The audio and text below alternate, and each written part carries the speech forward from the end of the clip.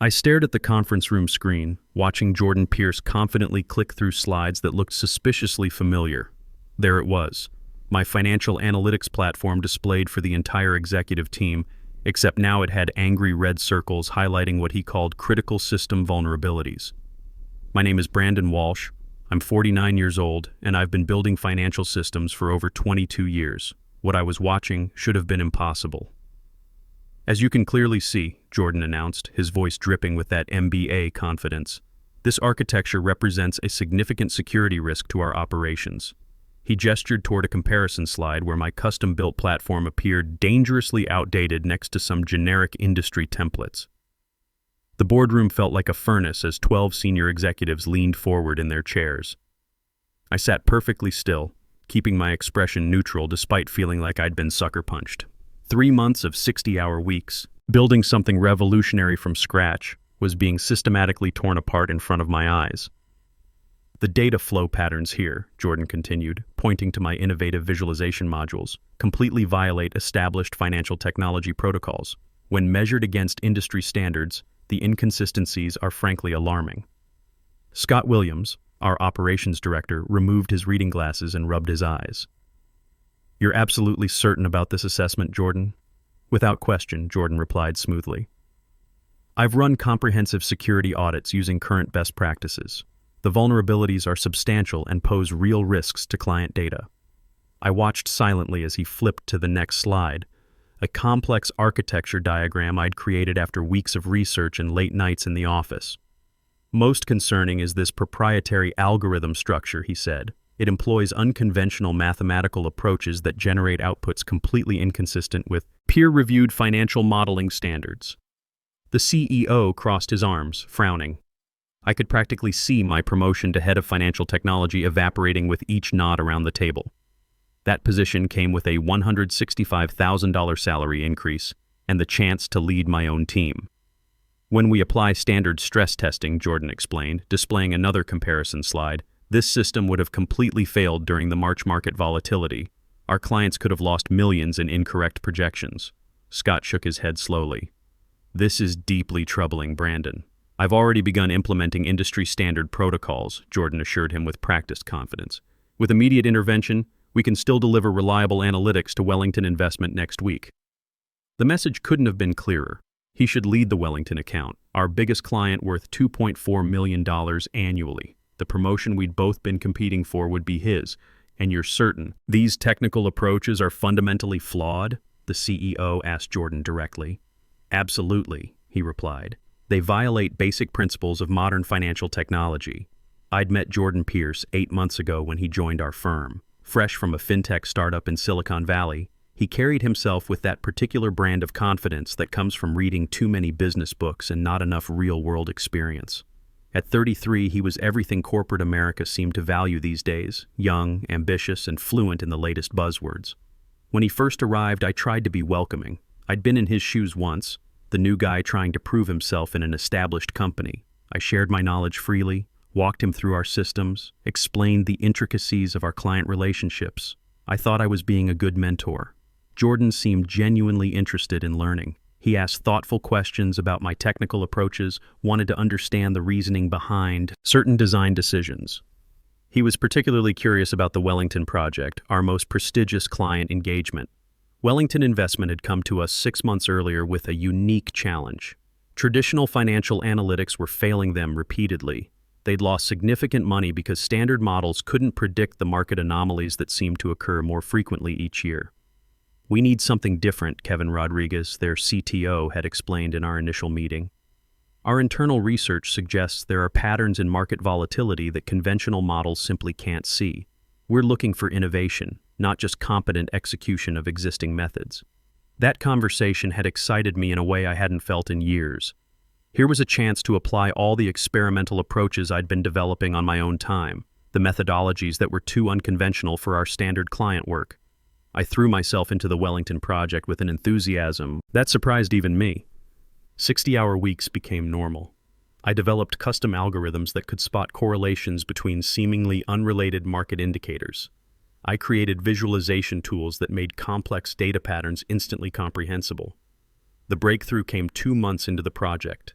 My system successfully predicted a currency fluctuation that caught every major financial firm off guard, except Wellington.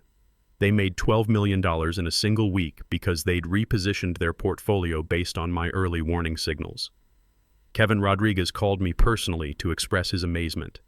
"This is exactly what we hoped for when we hired your firm. The accuracy is unprecedented." That's when I made my mistake. I shared the good news with Jordan, thinking he'd appreciate being included in our success.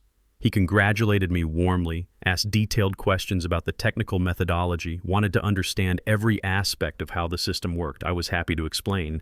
In my naivety, I thought we were building something together. Looking back now, I can see how carefully he was studying me. Every lunch conversation where I discussed my latest breakthrough, every late evening when he'd stop by my office to chat about technical challenges, every question about my relationship with Wellington's technical team. He wasn't learning to collaborate. He was learning to compete. The first warning sign came 6 weeks ago. Scott Williams pulled me aside after a department meeting to express some concerns. "Jordan's been asking questions about your Wellington methodology," Scott said carefully. "He seems to think there might be some compliance issues with your approach." "What kind of compliance issues?" I asked, genuinely puzzled. "Something about regulatory standards for financial modeling. He's suggesting we might be exposing the firm to liability with unconventional techniques." I felt a chill of unease. "Did you explain that Wellington specifically requested unconventional approaches? That traditional methods were exactly what they wanted to move away from?" Scott nodded. "I did, but he's raised some valid concerns about documentation and audit trails. Just make sure everything is properly recorded and justified." That conversation should have been my wake-up call. Instead, I doubled down on documentation, meticulously recording every decision and technical rationale. I thought I was protecting the project. I didn't realize I was providing ammunition for my own destruction. The second warning sign came 3 weeks later. I discovered that Jordan had been having separate conversations with Kevin Rodriguez, supposedly to coordinate communications and ensure alignment with client expectations. When I asked Kevin about it, he seemed confused. Jordan mentioned he was handling our account communications now. Is that not correct? My blood ran cold. That's news to me. I thought I was your primary technical contact. Well, he did say you were extremely busy with the development work and that he'd be managing our relationship going forward. But honestly, Brandon, we'd prefer to work directly with the person building our system. I assured Kevin that I'd always be available for direct communication, but the damage was already being done. Jordan was systematically inserting himself between me and my client, positioning himself as the relationship manager while relegating me to pure technical execution. Now, sitting in this boardroom watching my work get systematically destroyed, I understood the full scope of what he'd been planning. This wasn't just professional competition. This was a carefully orchestrated campaign to eliminate me as a threat to his advancement. After enduring 45 excruciating minutes of watching my professional reputation get methodically destroyed, Scott finally turned to me. "Brandon, do you have anything to say in response?" Every head in the room swiveled toward me. Throughout the entire presentation, I hadn't made a sound. My heart was pounding, but I kept my voice steady. "Just one question," I said calmly, meeting Jordan's eyes directly. "Can you explain why Wellington Investment specifically requested this exact architecture in their technical specifications?" Jordan's confident expression flickered for just a moment. "I'm not aware of any such specifications," he recovered quickly. "Standard financial institutions expect industry-compliant systems." I reached into my briefcase and pulled out a bound document, sliding it across the table to the CEO. "This is Wellington's technical requirements brief. Page 23 outlines their need for proprietary volatility tracking algorithms. Exactly what I built, and what Jordan just spent 45 minutes calling dangerously flawed." The CEO opened the document, scanning pages with increasing interest. "Wellington's quantitative team has been developing these approaches for 18 months, I continued, my voice steady despite my racing pulse. "What looks like system vulnerabilities to someone using standard templates are actually innovation requirements they specifically commissioned." Scott reached for the document. "Is this accurate?" "Kevin Rodriguez, Wellington's CTO, can verify everything," I replied. "I've been in weekly technical sessions with their team throughout this project. I assumed leadership was aware of their specialized requirements since this was our largest client implementation. Jordan started to speak, but the CEO raised his hand. His usually smooth face showed the first signs of panic. "You've just spent 45 minutes explaining how you've fixed technical approaches that Wellington specifically commissioned," I said, looking directly at him. "I'm curious. Have you informed them that you're replacing their proprietary requirements with generic industry templates they explicitly rejected?" The tension in the room was thick enough to cut. Scott flipped through the brief, his expression darkening with each page. "There must be some misunderstanding," Jordan attempted, his voice slightly higher than normal. "These approaches are untested and risky." "Page 31, I interrupted calmly, pointing to the document. "Wellington's back-testing results comparing standard systems with their experimental approach. Industry templates caught 61% of market anomalies. Their method identified 78% with 3-day earlier warning signals." The CEO looked up sharply. "Is this data accurate?" "Kevin Rodriguez documented everything," I said. "I have email chains covering every technical decision we made based on their requirements." Scott closed the brief, his face unreadable. "I think we need to pause here and verify some information. Jordan, Brandon, thank you both. The executive team needs to discuss this privately." As we filed out, Jordan grabbed my arm, pulling me into an empty conference room. His carefully constructed composure had completely vanished. "What are you trying to pull here?" he hissed. "You made me look like an idiot in there." I gently removed his hand from my arm. I clarified the client's actual technical requirements. "We both know Wellington would never approve those experimental systems. You're just trying to save face." I studied him for a moment, realizing how thoroughly I'd misjudged his character. "Kevin Rodriguez personally requested that architecture. You were in the initial meeting when he explained their research objectives." "That's not how I remember it," he said, smoothing his expression back to professional concern. "And it won't be how Scott remembers it either. We've discussed your resistance to modern methodologies extensively." A chill ran through me as I understood how systematically he'd been working to undermine me. For weeks he'd been laying groundwork, positioning himself as the voice of progress while painting me as stuck in outdated thinking. "You should prepare yourself," he added with fake sympathy. "Even if they don't terminate you outright, your credibility here is finished. No one trusts a systems architect who can't adapt to current technology standards." He left me standing there, his confident stride suggesting he still believed victory was inevitable. Maybe he was right to be confident. In a straight battle between his corporate political skills and my technical work, history suggested I'd lose. That evening, I sat on my apartment balcony watching traffic move through the city. My teenage daughter Sarah was staying with her mother this week, so I had the place to myself to think. My phone buzzed with a text from Scott. "Meeting tomorrow, 9 a.m. with Wellington representatives present." I barely slept that night, replaying every interaction with Jordan over the past months. How many times had he asked detailed questions about my technical approaches, only to use that information against me? How many private meetings had he arranged with leadership while I worked late, perfecting the system architecture? The betrayal cut deeper because I'd genuinely tried to mentor him. When he joined the company 8 months ago, I'd shared my knowledge freely, believing we were building something together. I'd been naive to think that generosity would be returned. The next morning, I arrived early to find the conference room filling with executives. Scott nodded curtly as I entered. Jordan arrived moments later, looking impeccable and seemingly unbothered. He took a seat across from me, avoiding eye contact. At exactly 9 o'clock, Kevin Rodriguez from Wellington entered with 2 colleagues. The atmosphere immediately tensed. "Thank you for convening on short notice," Scott began. "We have a situation requiring immediate clarification regarding the Wellington Analytics implementation. Kevin has agreed to provide his perspective." Kevin placed his laptop on the table, his expression serious. "I was surprised to receive standard market analytics yesterday from Jordan, particularly after the promising custom architecture Brandon had been developing for us." Jordan's head snapped up.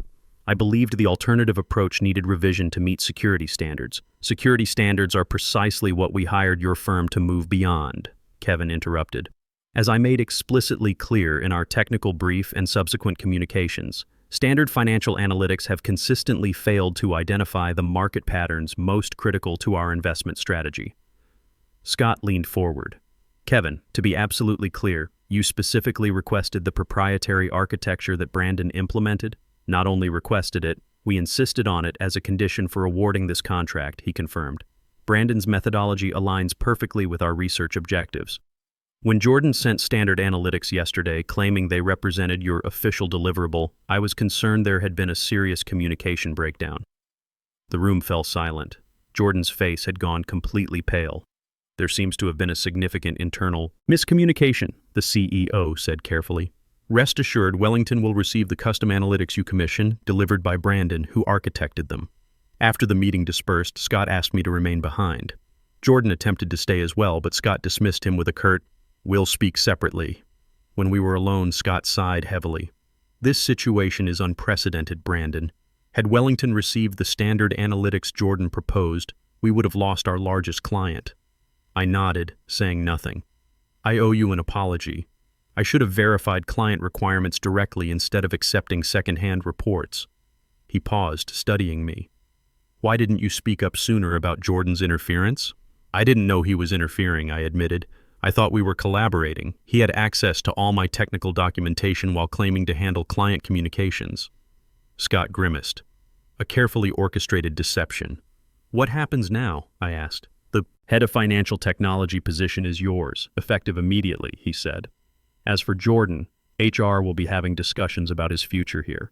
It should have felt like victory. The promotion was mine, my methods vindicated, my primary rival exposed. Yet as I returned to my desk, I felt hollow. The trust I'd placed in a colleague, someone I'd tried to mentor, had been weaponized against me. Throughout the day, colleagues stopped by with congratulations mixed with curiosity. The story had spread rapidly through office channels. Jordan remained conspicuously absent, having left the building immediately after his meeting with Scott. At 6 o'clock, as I was preparing to leave, my phone lit up with a text from an unknown number. "This isn't over. You got lucky today." I stared at the message, feeling a knot form in my stomach. The tension I'd been carrying crystallized into something sharper. This wasn't just professional rivalry anymore. It had become personal. That night I called Sarah to tell her about the promotion. At 16, she was old enough to understand workplace dynamics, having watched her mother navigate corporate politics in her own career. "Dad, that's amazing," she said. "But be careful. People like that don't just give up." Her insight surprised me. Sometimes I forgot how perceptive she'd become. "What makes you say that?" "You always taught me that when someone shows you who they are, believe them the first time. This guy showed you he's willing to lie and steal to get what he wants. A promotion isn't going to change that." She was right, of course.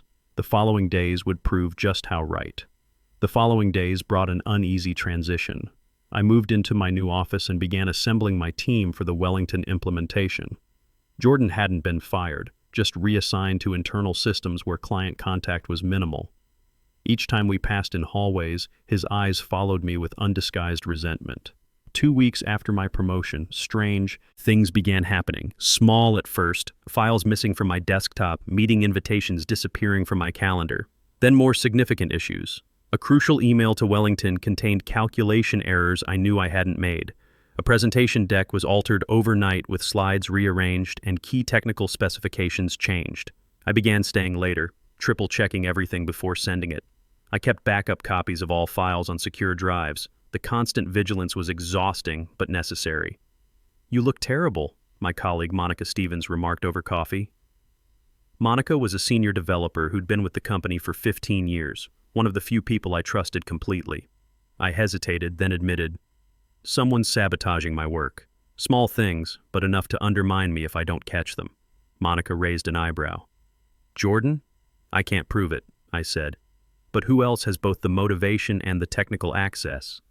"Be careful," Monica warned. "He's been having lunch with several board members recently. Still networking hard." This news sent a chill through me.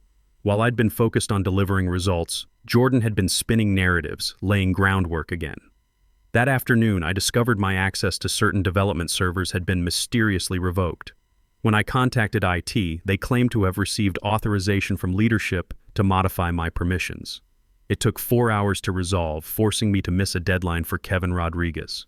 When I finally delivered the analysis that evening, Kevin was understanding but concerned. "Is everything running smoothly at your firm? This is the second delay this week. Just some internal system issues, I assured him, unwilling to air company problems to a client. I see, he replied, not entirely convinced. Just so you're aware, we've received an interesting proposal from another firm claiming they can implement our methodology more efficiently. My blood ran cold. Another firm, may I ask? Which one? Horizon Analytics, he said. Apparently, they've just hired a specialist in proprietary volatility modeling who's familiar with our approach. I maintained professional composure through the call, but inside panic bloomed. Horizon was our main competitor, and this specialist could only be one person. That night, I searched online and found it immediately. A press release announcing Jordan Pierce's hiring at Horizon Analytics as their new Director of Advanced Financial Systems. The position was several levels above what he'd held at our company. Then it hit me. He hadn't just been studying my methods to sabotage me internally.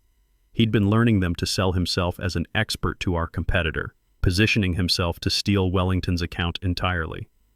The audacity was breathtaking. He hadn't just attacked my work. He was positioning himself to profit from it while destroying my career in the process. I called Monica immediately. Did you know Jordan left for Horizon? What? When? Today, apparently. And he's already pitching Wellington on switching providers. Monica was quiet for a moment. Brandon, this is serious. If he's using your proprietary methods, that's exactly what he's doing. He learned everything from me over 8 months, then positioned himself as the expert who can deliver it better than I can. The next morning, I requested an urgent meeting with Scott and our legal team. I explained my suspicions, showing them evidence of systematic interference and the Horizon announcement. This is troubling, the legal director acknowledged, but difficult to prove as deliberate sabotage rather than system glitches. As for his new position, Scott added, unless we can demonstrate he's sharing proprietary information, people change jobs. He's marketing himself as an expert in the exact methodology I developed for Wellington, I insisted. Methodology he publicly criticized as dangerously flawed just weeks ago. Scott looked unconvinced. People change their professional opinions. I realized with sinking certainty that I was losing this battle. Without irrefutable proof, it would be my word against Jordan's, and he'd always been better at corporate politics. That evening, I received an invitation to attend the National Financial Technology Conference where Jordan would be giving a keynote presentation titled Next Generation Volatility, Forecasting Architectures, My Methodology, presented as his expertise. I sat motionless at my desk, fury and helplessness washing over me in waves. Everything I'd worked for was being systematically dismantled by someone willing to cross lines I wouldn't. But as I stared at the conference invitation, something shifted inside me. I'd played by the rules while Jordan broke them repeatedly. I'd trusted the system to recognize merit while he manipulated perceptions. I'd been honest while he lied without hesitation. Sarah's words echoed in my mind. When someone shows you who they are, believe them the first time. Maybe it was time to change tactics. I opened my laptop and began planning. The conference was 3 weeks away, giving me limited time to prepare. As I examined the event details, I discovered Jordan would be presenting to senior executives from major financial firms, including Wellington. If he succeeded in positioning himself as the innovator behind his methodology, my career would be effectively over regardless of my current title. I needed irrefutable evidence of what he was doing, and I needed to present it in a way that couldn't be ignored. Over the next week, I worked on multiple tracks. During days, I focused on delivering exceptional results for Wellington, ensuring they had no legitimate reason to consider switching providers. During nights, I meticulously developed my counter-strategy. I reached out to David Martinez, a respected systems architect I'd known for years. We'd worked together at 2 previous companies and maintained a professional friendship. David, I need to ask a favor, I said during our coffee meeting. That presentation methodology you'll see at the conference, I need you to know the real development history before you hear Jordan's version. I walked David through the technical approach I'd developed for Wellington, showing him time-stamped documentation and email chains with Kevin Rodriguez. This is impressive work, David said. But why are you showing me this? Because in 3 weeks you're going to see someone else present it as their original innovation. I want objective witnesses who understand the technical details before they're influenced by a polished presentation. David studied me carefully. You're planning something. I'm planning to ensure the truth is visible to people who need to see it. I arranged similar conversations with 3 other respected professionals who would be attending Jordan's session. not enough to seem like orchestrated sabotage, but sufficient to ensure knowledgeable eyes would be watching his presentation critically. Meanwhile, I worked with Monica to document every instance of system interference we'd experienced. She helped me correlate timing patterns with Jordan's access logs, building a circumstantial but compelling case of deliberate sabotage. The conference was being held at the Grand Plaza Hotel, a venue I knew well from previous industry events. I contacted Ashley Hamilton, the event coordinator, whom I'd worked with before. "Ashley, I'm presenting in a different session," I explained, "but I'm having technical concerns about the projection system. Would it be possible to test my presentation in the main hall beforehand?" Ashley agreed to give me access the evening before. "Just let security know you're here for setup testing." 2 days before the conference, Kevin Rodriguez sent a message that made my stomach drop. "Looking forward to seeing comprehensive applications of your volatility methodology at the conference. This could significantly influence our provider decisions moving forward." He hadn't specified whether he meant my methodology as presented by our firm or by Jordan at Horizon. Wellington wasn't just curious about alternatives. They were actively evaluating whether to switch providers. The evening before the conference, I arrived at the Grand Plaza with a small laptop bag. Security checked my credentials and directed me to the main hall where Ashley waited. "You have about an hour before the tech team needs to run final checks," she informed me. "Perfect. Thank you," I replied, setting up at the presentation console. While Ashley handled other preparations, I connected my laptop and accessed the system settings. What I did next operated in an ethical gray area, but I was past caring about such distinctions. I created a hidden presentation file that would remain dormant in the system, accessible only through a specific command sequence I could trigger remotely from my tablet. The presentation contained side-by-side comparisons of Jordan's announced content with my original development materials, complete with timestamps and email documentation. If he was going to steal my work, he was going to do it in front of an audience that could see exactly what he was stealing. As I finished my setup and prepared to leave, I felt something I hadn't experienced in months: anticipation. For too long, I'd been reactive, responding to Jordan's moves instead of making my own. Tomorrow, that would change. The next morning, I arrived early and positioned myself in the hotel lobby where I could observe attendees. When Jordan entered, he looked confident, impeccably dressed, greeting industry leaders with practiced charm. He showed no concern that I might be present. 30 minutes before his session, I met with David Martinez and several other architects as planned, giving them a technical overview of the methodology I developed for Wellington. The key innovation is how it handles nonlinear relationships between seemingly unrelated market indicators, I explained, showing simplified versions of my algorithms.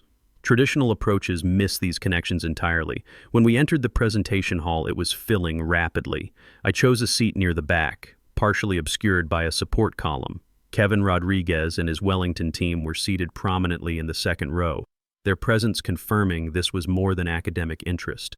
Jordan took the stage precisely on time, his opening remarks smooth and engaging.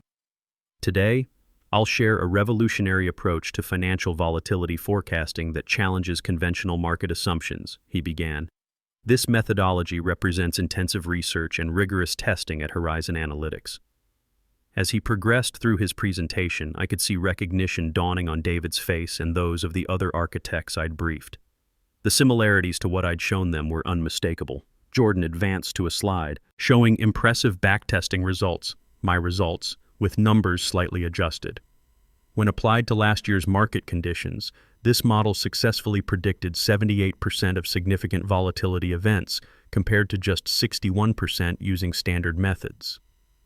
From my seat, I quietly opened my tablet and entered the command sequence I'd programmed the previous evening. On stage, Jordan continued confidently, unaware of what was about to happen. "The proprietary algorithms driving these predictions analyze correlations that traditional models ignore entirely," he stated, clicking to advance to his next slide. Instead of the expected chart, the screen suddenly displayed a split image. On the left, Jordan's slide. On the right, my original Wellington presentation with identical formulas created 8 months earlier. Above both images appeared the text: "Original development timeline, Brandon Walsh, March 2024. Jordan froze momentarily, then quickly clicked to advance past the unexpected slide. But the next slide showed the same split-screen comparison with different content. He clicked again and again, but each slide now displayed his version alongside my original. with timestamps clearly visible. Murmurs spread through the audience. Kevin Rodriguez leaned forward, eyes narrowed. Jordan attempted to regain control. There seems to be a technical malfunction. Could we have IT assistance? I don't think it's a technical malfunction, David called out from his seat. These appear to be comparison slides showing original development documentation of the methodology you're presenting. That's impossible, Jordan responded, his voice tight. This is proprietary Horizon Analytics research. Then why does it match exactly what our firm presented to Wellington 8 months ago? Kevin Rodriguez asked, standing now. Down to the algorithm notation and visualization color schemes. The room had gone completely silent. There must be some mistake, Jordan insisted, desperately trying to exit the presentation. But each click only advanced to another comparison slide. Then came the final slide I'd prepared. Jordan's email to me from months earlier, asking detailed questions about my methodology, time-stamped weeks before he'd criticized it as fundamentally flawed in our boardroom. I stood up slowly, finally allowing myself to be seen. There's no technical glitch, Jordan. Just documented evidence of how you studied my work, publicly attacked it, then attempted to present it as your own innovation after joining a competitor. The room erupted in whispers as I walked calmly to the front. Jordan's face had gone completely white. You planted these slides, he accused, his voice barely audible. You hacked the system. The slides simply show factual information, I replied. Time-stamped development materials from both companies. If the methodology is truly your original work, you should be able to explain the identical mathematical notation, testing parameters, and even the identical formatting error on slide 12. Kevin Rodriguez and the Wellington team had gathered at the side of the stage, expressions grave. Other attendees were photographing the comparison slides with their phones. This session is clearly compromised, Kevin announced. I suggest we adjourn while this situation is addressed. Brandon, the Wellington team would appreciate a private conversation. As the room emptied, Jordan remained frozen on stage, his carefully constructed professional facade completely shattered. When only a few people remained, he approached me, voice trembling with fury. You planned this ambush. You deliberately humiliated me. I regarded him calmly. I presented factual evidence of intellectual property theft. The methodology you criticized as dangerously flawed in front of our entire leadership team, then studied in detail, stole, and attempted to sell as your own innovation. You'll regret this, he whispered. Perhaps, I acknowledged, but right now, industry leaders have just witnessed you presenting stolen intellectual property as original research. I suspect that's a more immediate professional concern than any personal vendetta.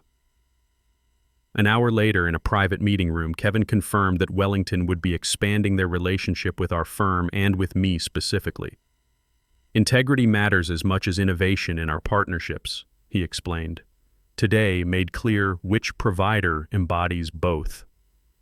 3 days later, Horizon Analytics issued a brief press release announcing Jordan Pierce's departure by mutual agreement. No financial firm would risk hiring him after video clips of the presentation debacle circulated throughout the industry. I didn't feel the savage triumph I'd expected. Instead, I felt quiet satisfaction that truth had prevailed where corporate politics had failed. I hadn't destroyed Jordan. He'd destroyed himself through his own actions. I'd simply ensured those actions became visible to precisely the right audience at precisely the right time, the right moment. The following week, Scott called me into his office. The board has approved a new position, Chief Innovation Officer. They'd like you to take it, with a $165,000 compensation increase. I smiled. I'd be honored. And Brandon, he added, that was impressive work at the conference. Unorthodox, but effective. Sometimes I replied, the most powerful response to deception isn't confrontation. It's simply ensuring the truth is visible to everyone who needs to see it. That evening, I called Sarah to share the news about my second promotion in 2 months. Dad, that's amazing, she said. But are you sure it's really over? People like that don't usually just disappear. You're right to be cautious, I admitted, but sometimes when someone falls as publicly as Jordan did, other people take note. Word spreads fast in our industry. I think most companies will give him a wide berth for quite a while. Good, she said firmly. You worked hard for this, and you deserve to win. Looking back, I realized something important about workplace dynamics that 22 years of experience had somehow failed to teach me. For most of my career, I'd believed that good work spoke for itself, that competence would naturally be recognized and rewarded, that integrity was its own protection. That turned out to be naive thinking. Good work does speak, but only if people can hear it clearly. Sometimes you have to make sure the signal isn't being drowned out by noise. Sometimes you have to amplify the truth so it cuts through the lies. Jordan had taught me an uncomfortable lesson about corporate survival. There are people who will smile while they study your work, encourage you while they undermine you, and thank you while they steal from you. The question isn't whether such people exist. They do. The question is what you do when you encounter them. For too long, I'd fought on his terms, playing defense while he played offense. I'd reacted to his moves instead of making my own. I'd trusted the system to recognize merit while he manipulated perceptions. In the end, winning required me to stop being naive about human nature. It required me to document everything, anticipate betrayal, and prepare for the moment when truth needed to be made visible. Most importantly, it required me to understand that sometimes the most ethical response to unethical behavior isn't turning the other cheek. Sometimes it's making sure everyone can see exactly what's happening so they can make informed decisions about who they choose to trust. Jordan showed me who he was. I simply made sure everyone else could see it too. In the corporate world, your reputation is built one honest interaction at a time, but it can be destroyed by one person willing to lie faster than you can defend it, unless you're prepared to fight with evidence, not just words. The most dangerous colleagues aren't the ones who openly compete with you. They're the ones who study your methods while smiling, then use your own innovations to replace you, which is why documentation isn't just good practice, it's professional survival.